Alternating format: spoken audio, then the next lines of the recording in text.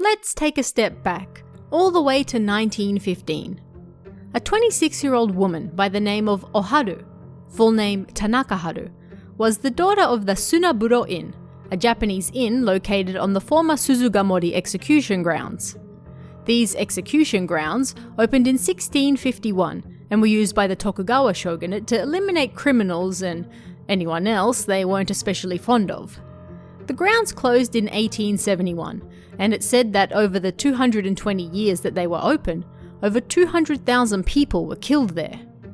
And so, it was on this spot on April 30th, 1915, that Oharu was walking outside the Japanese inn that her father owned, built on that former execution ground, when somebody grabbed her, dragged her into an alley, and then killed her. Her body was discovered shortly thereafter in the Kishimojin shrine grounds next to the inn. Oharu's cause of death was determined to be asphyxiation, but her head and torso were also covered in numerous stab wounds. Who could have done such a thing, and why? This would go on to become one of the most famous and bizarre crimes from the Taisho era, and not because of the way Oharu was killed or even why. Things were about to get very strange. Naturally, police set out immediately to uncover who could have done such a dastardly deed. Oharu had many lovers, at least 5 or 6 that she brought to her father's inn regularly to spend the night. Despite being the daughter of an inn owner, it seemed that Oharu was also selling her body on the side, and it was these men who became the first suspects the police tracked down. They narrowed their list down to one in particular, Komori Sosuke, who was 36 at the time, and they arrested him on suspicion of murder. Komori was married with 2 children, but he had also been in a relationship with Oharu for the previous 2 or 3 years. Not long before her death, Komori and Oharu had gotten into an argument, because Oharu no longer wanted to see him anymore. In the end, they settled matters for 40 yen and broke things off. Payment for ending a relationship, known as consolation money, was quite common back then, and seen as the proper way to end things. But ultimately, Komori wasn't happy with this arrangement, and he wished to get back together with Oharu again. Even in the present day, Japanese police are known to be tough on suspects and force confessions out of them that may or may not be true. When police set their sights on Komori, he eventually caved under the pressure, and on May 30th, a month after Oharu's death, admitted that he was the one who did it. According to Komori's confession, he was out drinking in Asakusa with a friend on the day of the incident. He was suddenly overcome by desire to see Oharu, so he went to her father's inn to see her. They went out for a drink and he made a pass at her.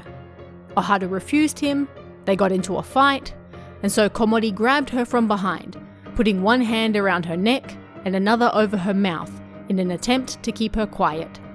But he held tightly for too long and she died. Of course, Komori hadn't meant to kill her. He only wanted to rekindle their relationship. But now that she was already dead, he took a knife, stabbed her several times, and then tossed the knife into the ocean. He then tried to dump Oharu's body in the sea as well, but she was too heavy to carry all that way, so he dumped her in the neighbouring Kishimojin shrine instead. Another source claims that the sea was at low tide, so he couldn't dump her body, but either way, she ended up at the shrine. There, he stabbed her genitals to release some of the rage he felt. At least, that was how the story went. Police did actually investigate Komori's confession to determine whether the details were true or not. Although they were unable to find any knife, they were able to confirm that he went out drinking with his friend, as he stated, and he was also seen out with Oharu shortly before her murder. That was enough for the police and he was indicted. Once the case reached court, Komori once again denied that he had killed Oharu, despite his confession to the police, and tried to have the trial overturned because they only had circumstantial evidence.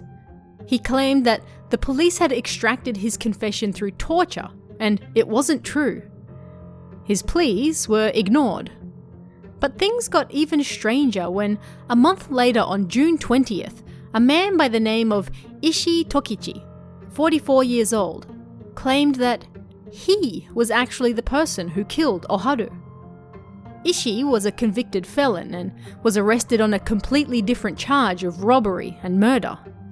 Upon hearing details of the Oharu case, he realized that somebody else was being charged for a murder that he committed. Figuring that he was going to die anyway, Ishii decided to fess up and not let this other man die in his stead. According to Ishii's confession, he was out scouting houses to rob, walking from Yokohama towards Tokyo, when he passed by the former Suzugamori execution grounds around 9 p.m. that night. He stopped by a roadside tea house for a break, and a lone woman passed by him. This woman was, of course, Oharu. Because the streets were empty, Ishii decided to assault her, but when he did, she fought back. She fought back so hard that, in the struggle, Ishii strangled her to death. He took the little money she had out of her purse and then tossed it into some nearby grass. He then stabbed her genitals to make it look like a jealous lover or a pervert had killed her in an act of passion. Initially, police didn't believe him. They thought he was playing himself up to be a tough guy, trying to claim a kill he never committed. Yet, the details he described matched perfectly with the scene of the crime, something he could have no way of knowing unless he was actually there. So, they reopened investigations. Just like Ishii said, they found Oharu's purse lying in the grass. They showed it to her family and, although it had lost colour thanks to several months that it had been lying in the open weather, they confirmed that yes, it was hers. Komori was released, and Ishii arrested as the real killer. Ishii was quoted as saying, "I learnt that the perpetrator of the Suzugamori case had been arrested and would eventually be sentenced to death. I felt bad about staying quiet and letting an innocent man die. I have committed countless sins, but I still have a conscience." As it turned out, Komori wasn't the killer after all, and it was only because Ishii couldn't let an innocent man die for a crime that he had actually committed that he was freed. Komori was unfortunate enough to be in the wrong place at the wrong time, leading to his arrest, but lucky enough that the real killer bailed him out before things went any further. But that still wasn't the end of it. On December 4th, 1916, Ishii was found guilty of the initial robbery and murder case that he was arrested for, but found not guilty of Oharu's murder. The judge cited a lack of evidence and claimed that Ishii's confession wasn't credible enough to convict him on that alone. The public prosecutor naturally protested and indicated that they would appeal the decision, but he wasn't the only one. Ishii also stepped up and claimed that he would appeal his own innocent verdict as well. He was guilty, and he wanted the court to see that. As you might expect, this caused a major fuss. It wasn't every day that a criminal appealed their own innocent verdict.